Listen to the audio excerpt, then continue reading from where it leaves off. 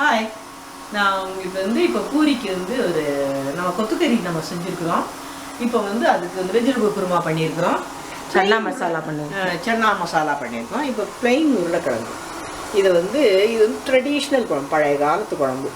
இது எப்படி செய்கிறதுன்னு சொல்கிறேன். இதுக்கு தேவையானது பாயில்டு பொட்டேட்டோ, தேங்காய் பால், மஞ்சள், உப்பு, எண்ணெய். தாளிக்கிறதுக்கு வெங்காயம், பச்சை மிளகா, காரம் நல்லா பிடிக்கிறவங்க இன்னும் கொஞ்சம் கூட பச்சை மிளகா போட்டுக்கோங்க.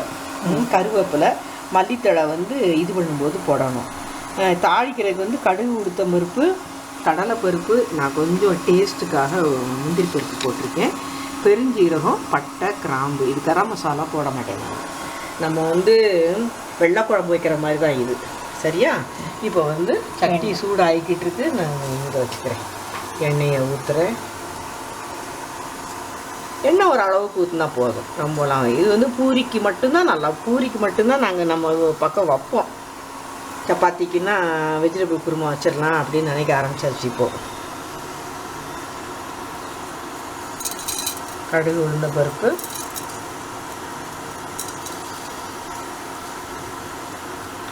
கடுகு கொஞ்சம் பொரியட்டும். இன்னும் சட்டி சூடாக்கணும்.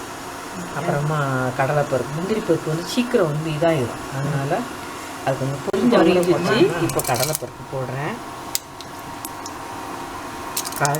கடலைப்பருப்பு இன்னும் கொஞ்சம் வறுவட்டா உடனே முந்திரி பருப்பு போடணும். கடைசியில் போடணும். இப்போ போடுறேன். முந்திரி பருப்பு போட்டாச்சா? பெருஞ்சீரகமும், பட்டை, இதெல்லாம் போட்டுருவோம்.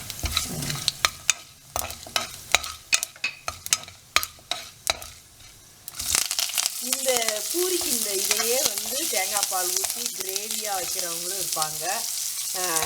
ட்ரையாக தேங்காவை அரைச்சி போட்டு வைப்பாங்க. கல்யாண வீடுகளெல்லாம் அரைச்சி போட்டு வைப்பாங்க. அது ஸ்மால் குடும்பத்துக்கு ரொம்ப சகசகன்னு போயிடும், நல்லா இருக்காது.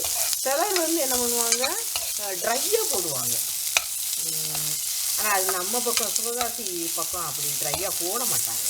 சும்மா அப்படி இந்த நார்த் இந்தியாவிலலாம் ட்ரையாக போடுவாங்கன்னா அந்த மாதிரி. கரம் மசாலா வாசம் இவ்வளவுதான். இந்த பட்டை, இந்த வாசம் இப்போ வருது பார்த்தீங்களா? இந்த வாசம் இருந்தால் போதும், அதுக்கு மேலே வேண்டாம்.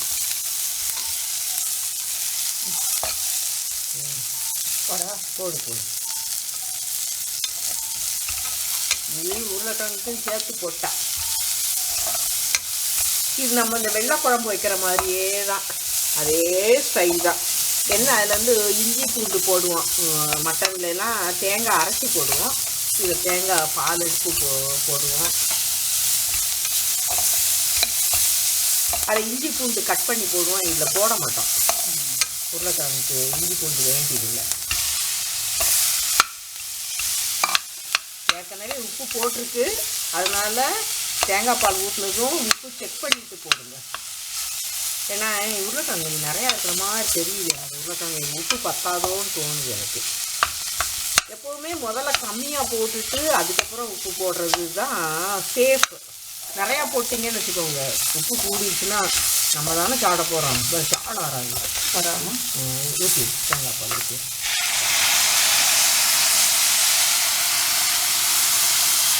இதை நம்ம இன்னும் கொஞ்சம் கூட தண்ணி ஊற்றிட்டு ஒரு சவுண்டு வச்சிட்டோம்னா அந்த உப்பு எல்லாமே கரெக்டாக சேர்ந்து இந்த கலர் இவ்வளவுதான் பேலாக இருக்கணும். இது இந்த பொட்டேட்டோ ஸ்மாஷர் வச்சு ஸ்மாஷ் பண்ணாதீங்க. பண்ணாமல் இது இப்படி இருந்தால் தான் நல்லாயிருக்கும். ஏன்னா ஸ்மாஷர் வச்சு ஸ்மாஷ் பண்ணால் ரொம்ப குழுன்னு போயிடும்.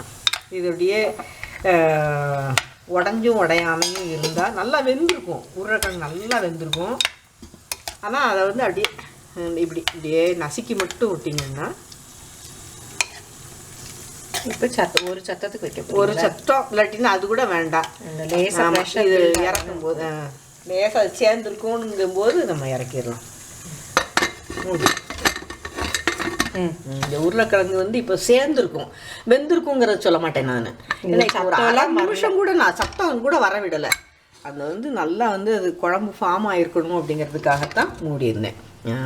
சரியாயிருச்சு. இந்த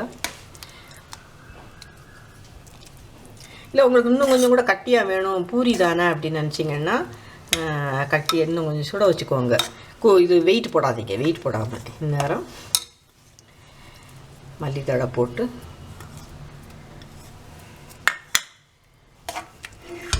சர்வ் பண்ணிடலாம். நல்லா அருமையான ட்ரெடிஷ்னல் குழம்பு. இது பூரிக்கு வந்து ட்ரெடிஷ்னல் குழம்பு. இது தோசைக்கு, பூரிக்கு, சப்பாத்திக்கு நீங்கள் வச்சு சாப்பிட்லாம். இதெல்லாம் வந்து ஒரு அடை தோசை சாப்பிட்ணுன்னு நினச்சிங்கன்னா அதுக்கு கூட வச்சு சாப்பிட்லாம். தோசை இந்த மாதிரி தொட்டு சாப்பிட்ற மாதிரி, சாதத்துக்கு ஊற்றி பிசைஞ்சு சாப்பிட்ற மாதிரிலாம் வேண்டாம். தொட்டு சாப்பிட்ற மாதிரி இதுக்கு வந்து இது நல்லாயிருக்கும். ஏன்னா ரொம்ப இது கிடையாது, வாசம் கரம் மசாலா வாசம் பர்ஃபெக்டாக பூரிக்கு ரொம்ப நல்லாயிருக்கும். இதுதான் ட்ரெடிஷ்னல் குழம்பு ஃபார் பூரி உருளைக்கிழங்கு அப்படின்னு சொன்னால் இதுதான் அது அந்த குழம்பு. சாப்பிட்டு என்ஜாய் பண்ணுங்க. சாப்பிட்டு என்ஜாய் பண்ணுங்க.